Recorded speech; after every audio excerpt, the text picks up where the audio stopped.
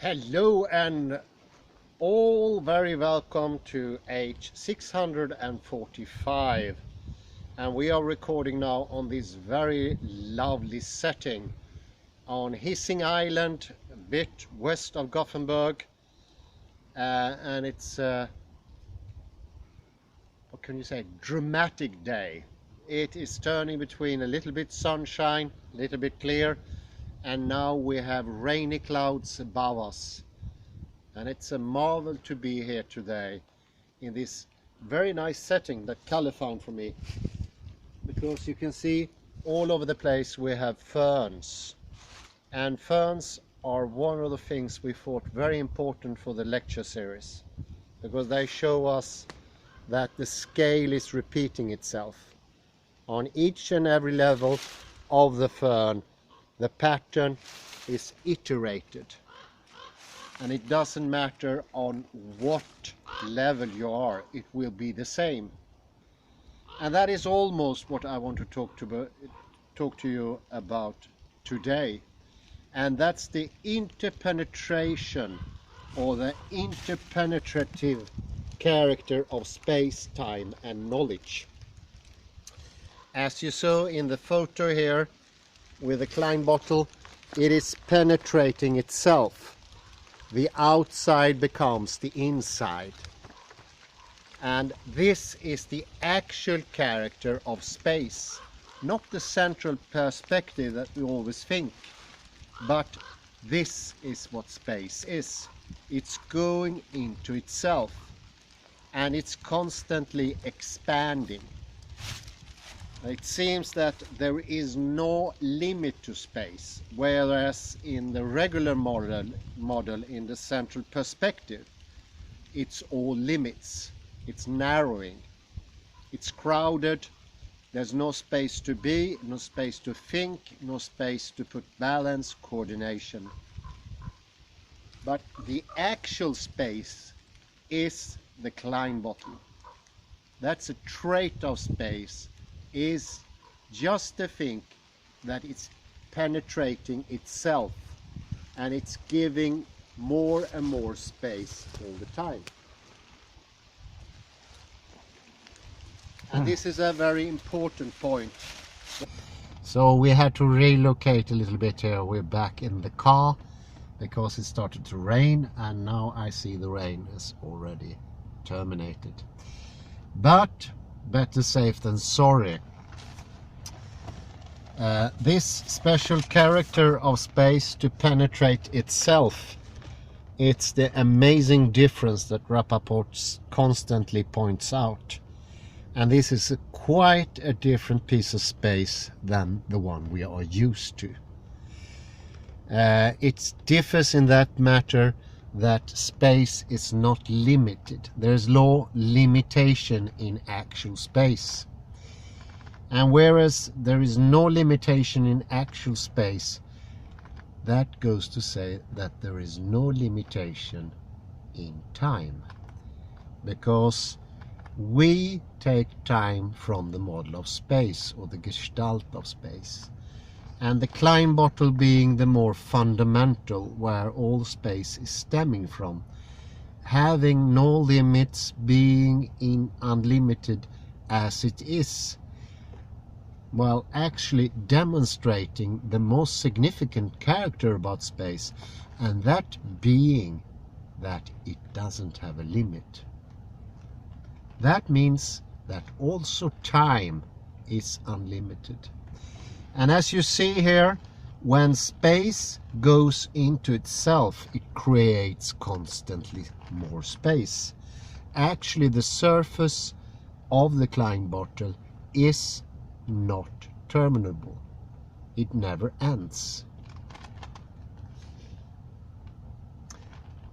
And that also goes to show with logic that Rappaport also tread into. This logic is more close to what is in reality. And it's a logic that does not put up limits. And thanks to its not putting up limits, it becomes stronger, it becomes more decisive, because it has a connection with the real, where all the energy is coming from, where all the definitions are stemming from, where all we do, say, want, think are coming from. That's the Klein bottle. And this is the part that makes Rappaport's article so fascinating, because he is one of the few people that really took a very, very sharp look into the Klein bottle and its marvelous potentialities, to see what does it have in store, what can it give to me.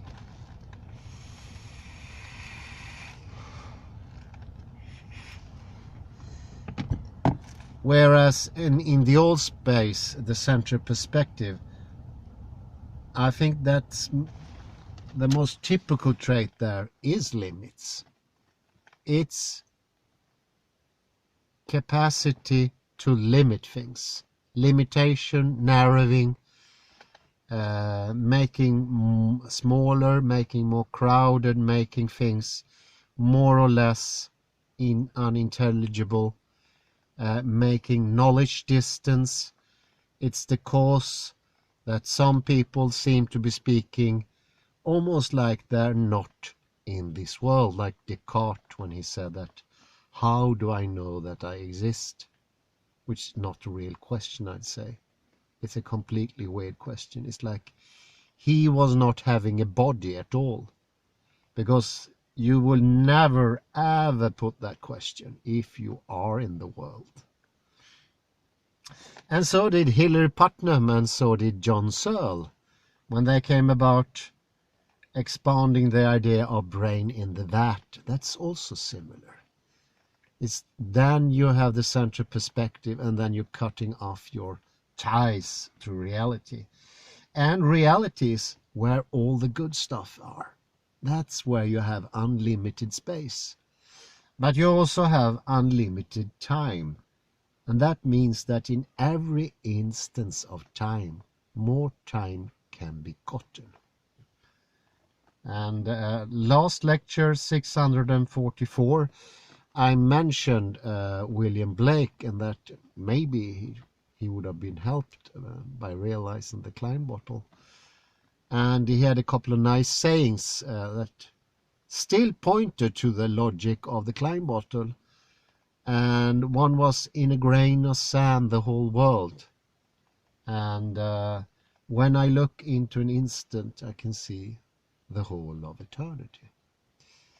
We find similar expressions when we go to the East, where people are naturally situated in the Klein-Bottlian space, and they often refer to, in the big you find the little, and in the little you find the big, vice versa.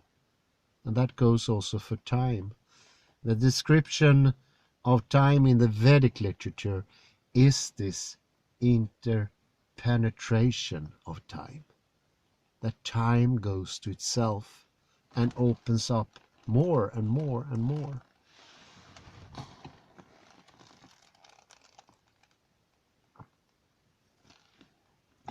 I remember a photo of a picture drawn by a Vedic artist, and it shows like inside a drop of water were multiple universes. And I think that goes to show what the Klein bottle is for them. They have not been bereaved of their infinite space, and they are still expressing it in words, in arts, I'd say in music too. Because if you listen to one of those ragas, which I so love, they are unlimited in a way. They don't have borders in the same way that modern music has. Like a true ending and a true start. And inside the music, you have this melody playing inside every instant. And I think the first time I listened to raga, I got the feeling, this is very confusing. What should I listen to? Should I listen to the bigger melody, or should I pay attention to the smaller melodies? And I noticed, by expanding my own what you call mind or consciousness, opening up my body and taking in the surroundings. I could get into that. I could have didn't have the same problem of having multiple melodies going around in what I originally felt being at the same time and sort of competing with each other. And instead I notice there is no competition. There is time and space enough in the raga to host both the small melodies, like the little twirls they have all the time, and the bigger melody, the whole, the more the gestalt of the whole song, where you notice that the start of the raga and the end of the raga are part of the same wholeness. They make a gestalt. I think that reminds me a little bit something I heard from a music producer a couple of years ago who was working in Orust. His first name was Joachim. I can't for the life of me remember his surname. I bet you it was something starting with something like Lundén or something like that. He used to, well, he still is casting the hefty 70s profile Harpo, who had this one hit, movie star, you think you are a movie. He mentioned that in modern music, the limits are becoming harder and harder. So when he has a piece of music made by a musician, it needs to be limited. He needs to cut out stuff just to make it digestible by maybe a more modern, more narrow focus that we see today. And that was very interesting. So I asked him, so what you actually are doing is making the music sound a little bit worse. Yeah, cutting out the beauty in it. And how does that feel as a producer to do that? Well, the first time I did it, it felt like destroying a piece of art. But you get used to it. And I think that also shows, it's a good example, the focal setting. What sort of openness do we as consumers of music or listeners of music have? And that sort of regulates what sort of music we listen to. And I think it's very interesting that there is a limitation when we go from my favorite era in music, the Baroque, going into the more modern eras, that the music's getting more and more one note. There's only one melody. Where in Bach and Handel and even earlier on, you find so many different melodies going around at the same time. And that's a strive to simplification of the tune. And I remember already as little, I was thinking maybe it was a change in the mind of those people. And that different mindset made that another type of music had to come forth. Because it's like a giving and a taking. It is all interconnected. No reason to have hefty Baroque music if people think it's confusing or blur. And I don't have any problem to get into that feeling. If I get home directly from work and I throw my jacket away and put a record on Handel and Bach, it won't be digestible. I need to relax first. I need to open up. Very seldom I listen to those more difficult pieces in the car, for instance, because I don't see. Well, maybe on a long haul drive when it's several hours. But if I just go from place to place, I can't get into the music. And I think that's a difference. And I was always amazed by these fantastic, luxurious concertos that Handel did for the King in London, water music to some big festival with water fountains and everything, and fireworks, fire music for that incredible festivity they made somewhere in the 16th century or 17th century. 17th century must have been. And what amazed me, that music was for everyone in London at that time. So they must have all had that appreciation. Whereas today, there are very few people. If you go to the concert hall to listen to Handel, you you won't have a problem finding a ticket, I can tell you. You don't even have to cough up so much because it's going to be subsidized. Thank God by the states. I'm happy for it, but it is amazing that that music sort of has been shut out. But I think that's a very good metaphor for what more space can do with your mindset and with your mind. You can become calmer. We discussed this earlier on. Henrik, who's participating in the podcast dialogues that we have in the other channel, he mentioned that silence was something that intrigued Bohm. He liked silence of the head when the thoughts came together, and it was calming down of things. And I think it's this calming down comes when you have more space. And I don't think it's necessary to rid yourself of thinking process or language or anything like that. What is lacking is space. It's too crowded. And I think that goes for this. What did I do with it? Well, that goes for the Klein bottle as well. It's space opening up into space. And the Klein bottle doesn't have a level like the fern I showed you before. So there's no reason to say that space is not in the head. Space is in equal level in the head, in the thinking process, in the body, and all these differentiation that central perspective has, with two sides. One is representation, the other one is the world, and it gets more and more divided. So thinking has nothing to do with space, it's situated somewhere outside of space.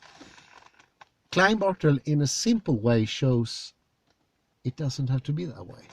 This is a more sensible way. And this is actually quantum physics as well. This is exactly what we learn from the experiments made in quantum physics. There is essentially no difference in space between the little and the small. It's a special relation that makes that. It's caused by the mindset. And I do have a special mindset, and when I get back home from work, I can't listen to Handel. I'm going to listen to something hard rock or something like that. And that's something I can digest at that instant. But the mindset is part of the story. The subject is the thing that's penetrating. And it's penetrating the object. And you can say that by this penetration, the object becomes known to the subject. It's what we usually call the representational function. And here we can show it not to be otherworldly, but it still makes sense somehow. One is a readout, and the other one is what is being read.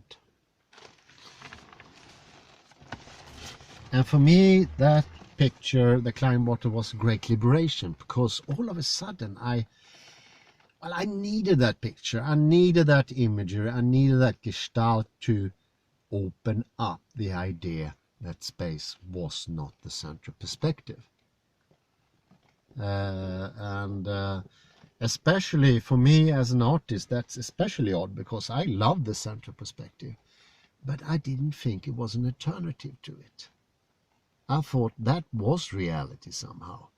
And I think maybe that was something that tortured the Renaissance artists as well. They tried to find ways around it. They tried to use layers to still have a depth to the paintings, because, to be honest, central perspective doesn't allow much depth to a painting. It deadens the depth. It becomes flat.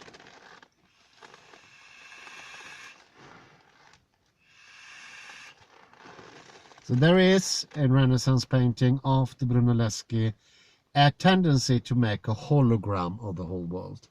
And that's done by layering. For each layer made with a resin together with an oil, you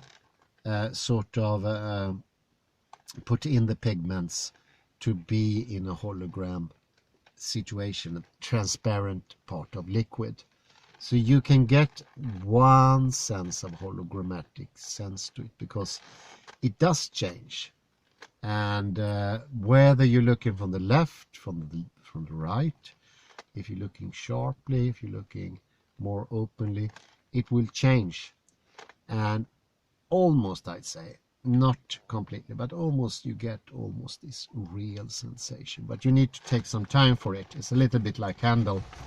It can't be done in a rush. There's no surprise they're not playing Handel and Bach at McDonald's, because we don't have the time to listen to it, to get into the mood. Whereas in India, they actually do that. You can actually hear ragas playing where people are crowded, and I feel stressed, completely stressed out. Indian traffic situation is not something, it's something that stresses everyone. You watch this chaotic happenstance and you get stressed yourself because it's going to happen an accident soon, which it does as well. But there they're listening to the raga, so they are in a different mood. They don't seem to change the way I do, because I get crowded during the day. I can feel the crowdedness inside my head. The thoughts are bumping into each other. It's almost like gas, where you heat up the gas and then it's in a container like a gas bottle. And it's ready to explode in the end when it gets too hot, because the gas molecules are moving more and more, and they're bumping into each other, and they are highing up the pressure, and in the end the bottle will break. But the pressure inside is like what you feel before you break. It's like that stressy feeling of some crowdedness and unease, friction, all those things moving about in the head. Is like a little bit like Parmenides. They don't have any space to go. Parmenides denied space. Shouldn't be space in the world. Everything should be solids.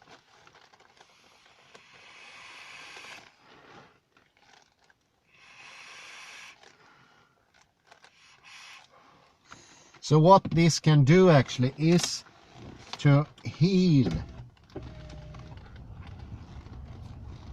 this crowdedness, this stress in the head, this frustration that you feel, and the pain that there actually is. And our ordinary ways of being and knowing is painful in a bit. There's a friction. And this pain, I remember, I could feel it when I was painting. I could feel it, the limitation of having to be in the central perspective. It was definitely a limit to the creativity, and you felt tense by it. But first now, after being thoroughly exposed to the Klein bottle again and again, I began to realize that the central perspective is not the more original sense of space. It's just one take of it, one single explicit take of it. Certain mindset that makes that projection. And it's a narrow mindset. So if you paint it, your head will be narrow as well. Goes hand in hand. Subject and object goes hand in hand.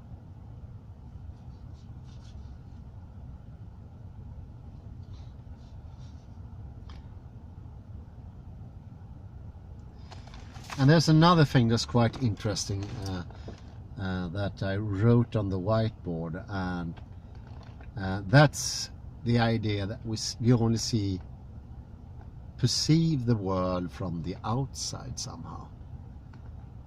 Before Brunelleschi and the central perspective, it was not uncommon that both sides of an object could be shown.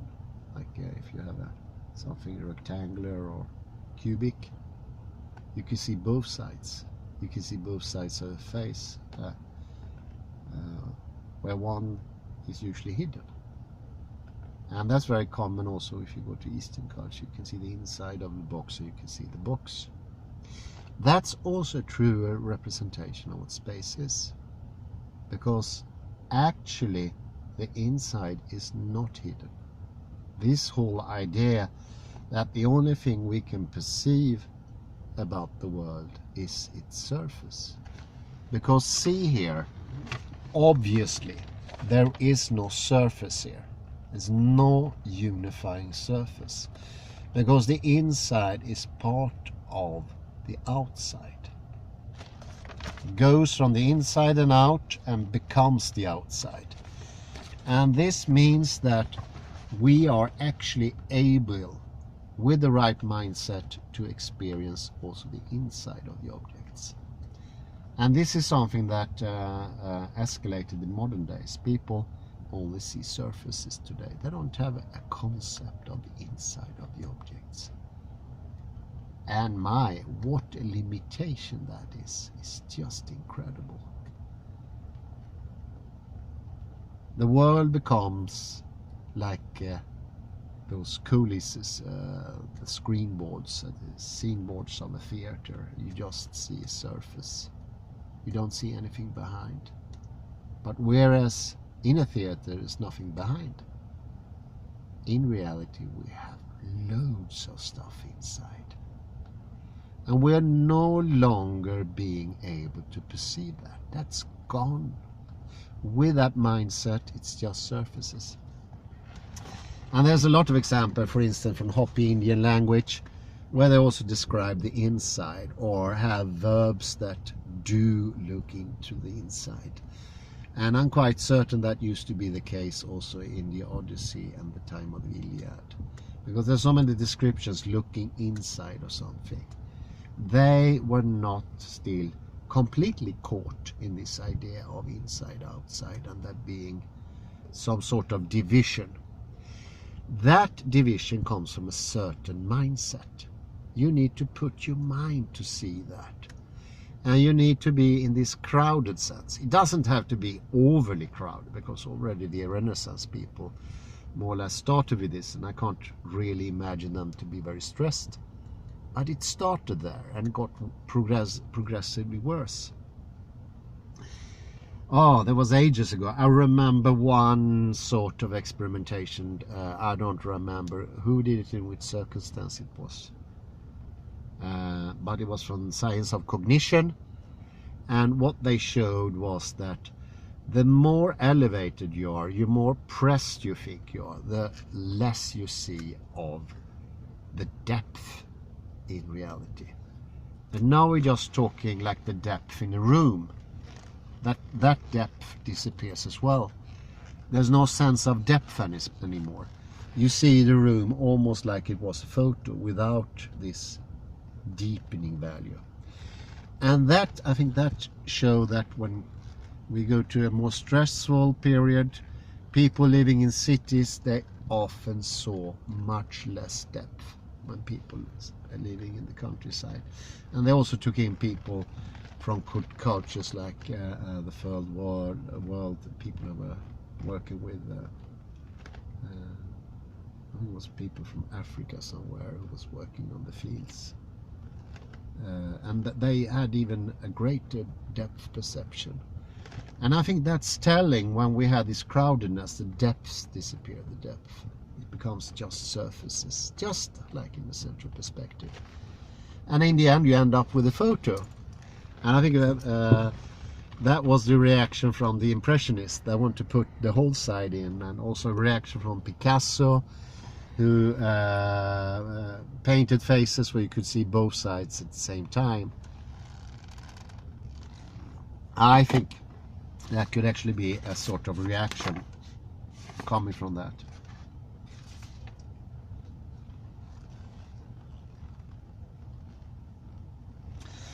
But what we block out is a lot. There's much more to space than this mindset gives us, actually. And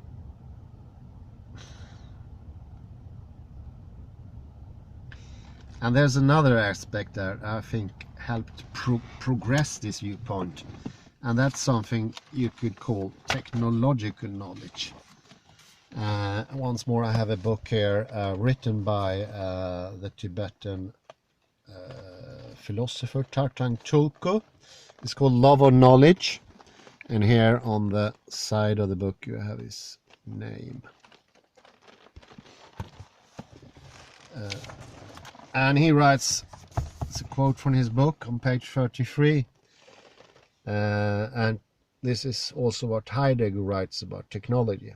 He writes, technology affects knowledge on a level so fundamental we may not easily notice it. The technological model proclaims that knowledge is about ways to obtain results. How those results are to be applied is a matter of personal belief or conviction. The value or benefit of the results, the meaning in the larger context, is not presented as a question for knowledge. And not being presented as a question for knowledge is, in other terms, that amnesia that Heidegger mentioned, because we never mention the ontology anymore. We don't mention the question of existence. That question disappeared already in antiquity, because we set on a specific mindset, and therefore it blocks out that question. And that's what Heidegger meant. So I actually read another formulation of Heidegger, even though it took me some while to understand what he meant, that it was the same. When he says it's not presented as a question for knowledge, what he means is that it's been forgotten, and that we don't ask that question. But it's very good here. It's very clear. It's very close to Rappaport, it's very close to Heidegger. The technological model thus affirms the existence of two separate realms: the objective worlds of results and the subjective world of personal conviction and concern. Knowledge is understood to apply only in the objective realm. In the subjective realm of desires and feelings, knowledge has no role to play. Since issues of value and meaning fit into the subjective realm, they recede from view as possible subjects of knowledge or topics of public discourse. In such circumstances, what is meaningless comes to the fore by default. And well, it's completely differently expressed when I'm used to, but I see somehow what he's trying to pinpoint, Tartan Tulku, here, is that we, with not acknowledging a broader mindset, we let happenstance play too much a role.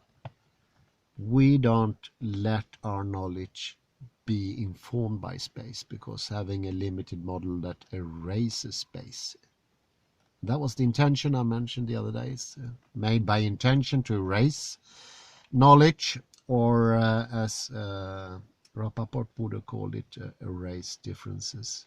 Erase, well, the properties of reality, to make it unreal. That was the purpose, to make it unreal. Because same is not really a part of the world. And what Tartan Tulku writes here, I'd say this is the obvious: the feelings or sentiments or intentions, they are no longer objects for knowledge. And if they would be objects for knowledge, they would be in a second or third hand way, like a psychologist writes about the desires and then you read it, something like that. But you don't have any immediate connection to it. And this is because of this polarity in space that central perspective gives you. Whereas you focus on the objective realm. The objective realm is the area where you can have knowledge according to the central perspective. There you can make your observations. There you can measure, and you can define things, and you can do experimentation. And these days, that's the only valid way of having knowledge. That's the only legit knowledge. People often ask, is it objective? Which research showed that? It's a common commentaries today. And whereas the subjective is gone out of the picture, it's no longer there. And this is exactly what Heidegger and Wittgenstein, I would say, in more had such a problem with, because while Wittgenstein went about in a very different way, because what he said effectively was, because you still need a subjective world to maintain the objective world. How so? Well, you need to make observation, and therefore you will need some sort of representation. And to have a representation is the same as having some sort of intentional language, language of intentions, language of meaning. And what Wittgenstein attacked here was this weak point, the Achilles heel of the reasoning, the forgotten part, the marginalized part of the whole reasoning. And there was that there's no possibility of such a thing as a private language. It's just nonsense. So don't get that wrong. There's nobody who said before, well, I believe in a private language. It's not like that. But he discovered they assume a private language. They haven't spoken about it. It's exactly as Tartan Turtur writes. It's not presented as a question for knowledge. That's maybe a bit complicated way of expressing that. It's not. We never think about it. We never thought about it until Wittgenstein pointed this thing out. That's the hidden variable somehow, or not hidden variable. The scapegoat or something. Well, scapegoat is not right. But something that's hidden. We don't want to see that, and we're not conscious of it. And he discovered that, and he saw the weak point, and he attacked with full force. And that's the method of Wittgenstein. Tartan Turtur goes a little bit different. He goes head on. He wants to show what are the effects on your level. How do you feel different? The crowdedness, lack of energy, the lack of knowledge, the lack of depth, the superficiality of the modern world. All that. So it's a different way of approaching the subject, and I think that what Tartan Turtur and his co-help, he had help of other people. I think this book was a chap called Jack Petrenker. Let's see here. Just give me a second here.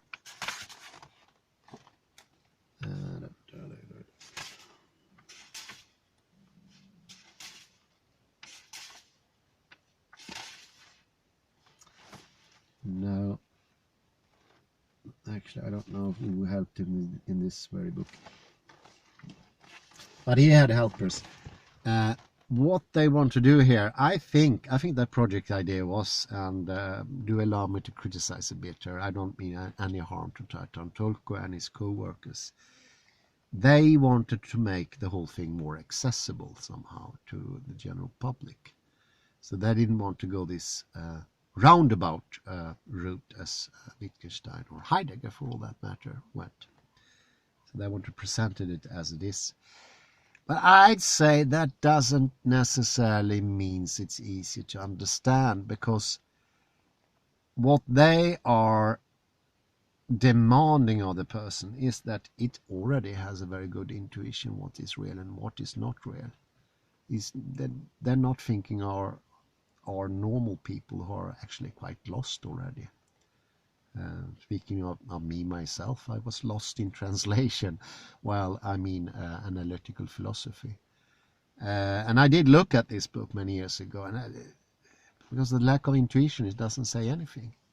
So I think maybe that could be a tougher route to take, the intuitive, because you demand from people already had very, very good intuition about those things.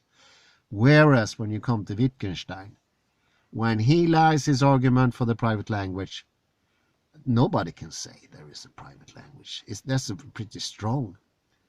It's a little bit like in a court of law, and you have an accused person, and you have all these roundabout accusations or proofs that he committed a murder or something, and that will be the Tartan-Turco way, and we say like he's a horrible person and he threatened that person. Those are not enough to hold in court, even though there be plenty enough for a person who has good intuition, maybe met the man who's accused. I'm thinking a scenario here in a courtroom and somebody's accused, but you don't have, you only have second-hand accusations. You don't have any witnesses or anything. And this is the Tartan-Turco way of going about the whole thing. Whereas Wittgenstein, he's the guy who's knocking on the door to courtroom. I don't know anything about the accused. I have no idea about his stature, how he is as a person, or how you perceive him. But I do have this little thing, and he has like a bag, and inside the bag is the knife with his handprints. This is what Wittgenstein is doing. And maybe the problem with Wittgenstein's approach, on the other hand, if you should say something, maybe it's too strong, because then you're just going to say, I don't believe in that anymore. What should I believe instead? That's another problem. But that's the Wittgenstein method. It's more Western. It's very to the point, as they say in Spanish, al grano. I really like that. Going to al grano is the inside, the kernel, going to the what's inside of the apple, the very core. I think core is the correct translation, even though it has a slightly different meaning in English. When I think a certain sense that Wittgenstein was talking to his contemporaries, maybe in the first hand he was talking even to his colleagues, and he did do a very good job on convincing people. Something happened when the publication of Philosophical Investigation came. It came posthumously, so Wittgenstein himself never knew. But what happened, it was a whole load of analytical philosophers that sort of abandoned ship because of this, because it is quite strong. But when you look into them, one of my favorites was von Wright, the biggest Swedish-speaking philosopher ever, I'd say. And he was a disciple or supporter of Wittgenstein. And of course he was an analytical philosopher from the beginning, being brought up in an analytical philosophical environment as a Swedish, the Swedish-speaking communities. Sweden is analytical philosophy, nothing else. He was completely convinced. He changed his mind, and but I'm not certain what happened later. It never seemed to be founded in his person somehow. And when you do write without having it embodied somehow, you need to have a little bit more. It's a good start, I'd say. It's an incredibly good start. Wittgenstein is a very good start, because that's somebody snapping a finger in front of your face. There's a fire going on in your house. You need to get out. But then you need to find your way out, and that's a completely different matter, because that matter takes in didactical tools, pedagogical tools, and that's not included in Wittgenstein, because there's a progressive. You wake up in a house, maybe you don't even know the house. You need to learn the house somehow, very quickly, if it's a fire going on as well. And then you'll have to understand how the house works. Is there a cellar? Could that be a way out? You can go down to the cellar, because fires usually spread upwards. Well, they always spread upwards. And if there's a seller, you need to know how to go about those things. And this is what this book is doing. It's a mighty didactic tool once you started your path. But as my criticism here of Tartan Tolko, it's not a very good path starter, because you have nobody snapping the fingers. You don't have anybody coming in with a murder weapon and say, I have the fingerprints here. It's not enough to shake you. I think that is the expression I was looking for.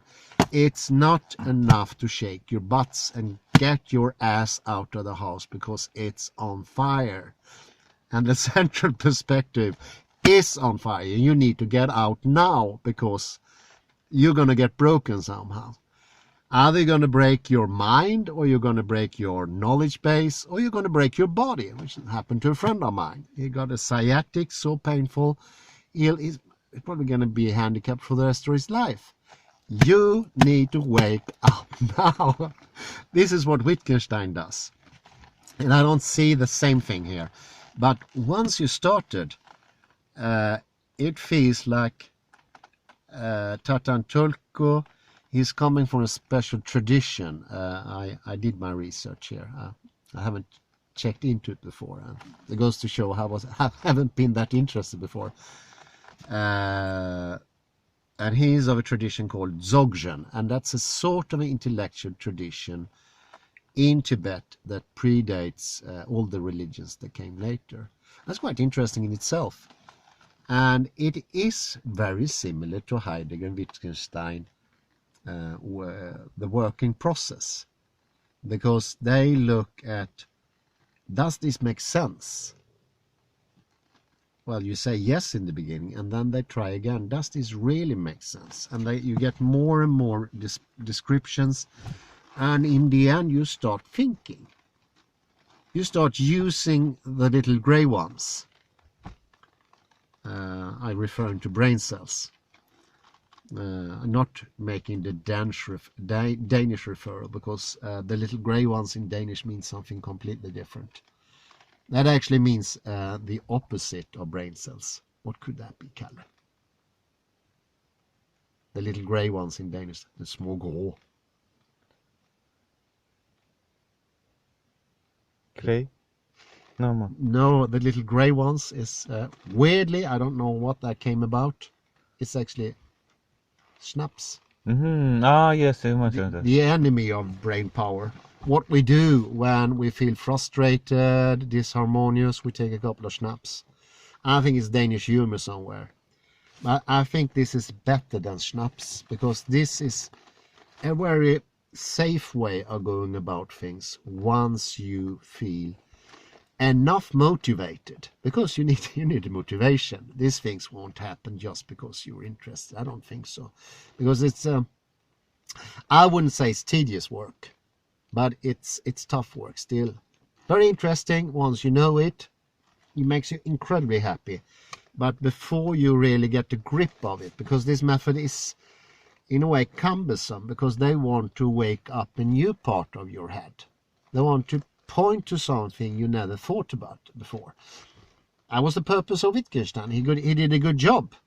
But of course you need to read philosophical investigation quite frequently, I'd say.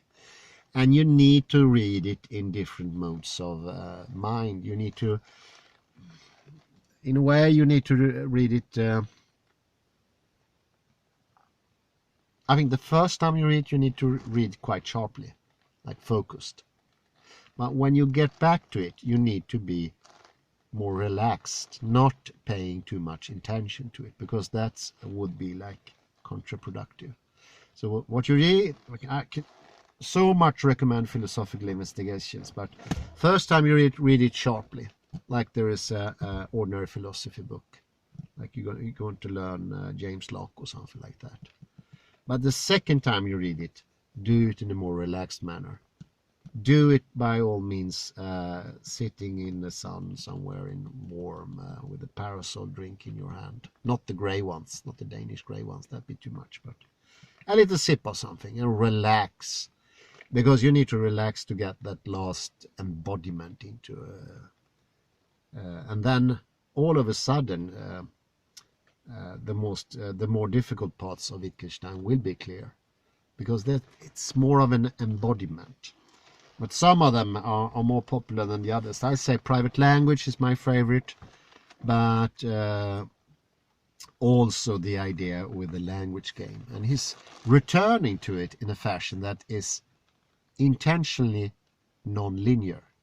He doesn't build up the argument in the classical way that you see in every other philosopher, bar Heidegger, Wittgenstein, and Derrida, of course. It's another way of going about things, intentionally, I would say. It's not his confused way of writing. Anyone who would say that's the confused way of writing, they should read Wittgenstein's other book, Tractatus, because that's painstakingly analytical and linear in mode. Although it's a different linearity, it's very linear. Every little paragraph and sub-paragraph has a number. That's a tough read, if anything. So my first think of this second look at it, I looked at it tonight after so many years. It's a milder way of going about things, not as tough as Wittgenstein, but it's not a good start. You shouldn't start there, because it's not going to give you the impetus, the indication. It's not going to wake you up for the fire. And once you're waking up for the fire, you need to know what to do. And in this case, it's a very good book. And what it makes it even better is it has actually bodily exercises. And I think that's part and parcel of the project. You need to get the body inside of it. You need to become more harmonious. You need to become more balanced. That's part of the process. So, and we'll wrap up where I started with. I'd say he's somewhere in between this very hard way of Wittgenstein. He's somewhere in between. And he gives a pedagogical tool. Of course, this is not the invention of Rappaport, but it was invented by Felix Klein, a German mathematician, somewhere in the 19th century. I don't remember exactly when, 1880s, something like that. It's an incredibly good tool. But it's also soft in a way, because you can look at it and it doesn't do any much difference to it. It won't wake you up in that way, but it will give you more and more. It's something to return to, and actually it's quite beautiful as well. I never thought about that. I think actually this photo is very, very good. And you see the amazing properties, and you can further your understanding with the whole of it won't make itself apparent to you directly. It doesn't have this clearness that Wittgenstein had. It will grow on you. So it's not the snapping, it's more of a little slap on the cheek, or more, no, I would say encouragement. It says, get up, it's a fire going on. So they all have different energies, and Rappaport is somewhere in between. Although, when it comes to the technical jargon and the technical evidence he has, it's massive. It's extremely broad. It could be one of the broadest authors I ever read. I have no idea how much he read himself, but it's massive. It's massive. And he managed to find I would say in Rappaport's article, the first one I read now, not the longest one, he has articles that are up to 200 pages. Dense. This one is more about 40. But there is a huge lot of reference to authors I never heard about before. Maybe 20% of them are, for me, unknown. So he managed to be a little bit like a detective and see who is going this lead. And some of them sounded more interesting than others. One that he returned to frequently is Günther. I think it could be a good idea to look into him. Maybe he's written something that could be easily accessible. Well, I end with a picture of the Klein bottle, and you can see how it's filling up when it's raining outside. and it makes the inside be outside and the outside be inside. We almost got some rain inside here as well. I say thank you very much. Have a pleasant afternoon and bye. Thank you.